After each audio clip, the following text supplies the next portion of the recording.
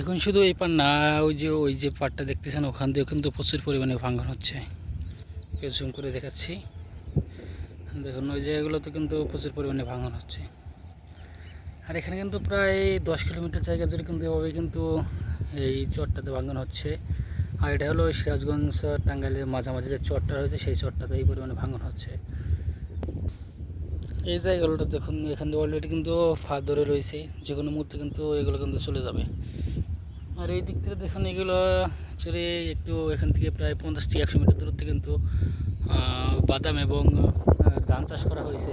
এগুলো হচ্ছে চরের জমি। এখন কিন্তু পানি বাড়তেছে, যে কারণে কিন্তু অনেক কৃষকেরা তাদের ধানগুলো কেটে নিয়ে গেছে এবং বাকিরা কাটতেছে। কারণ এখন 2-1 সপ্তাহের ভিতরে কিন্তু সব কিছু কিন্তু এগুলো পানির তলে তলিয়ে যাবে। কারণ যে পরিমাণে যমুনা সেতুর পাশ দিয়ে এই চরাঞ্চলগুলোতে যেই পরিমাণে যমুনার পানি ফালতেছে, তাতে 2-1 সপ্তাহের ভিতরে কিন্তু এগুলো সবগুলো সব তলিয়ে যাবে।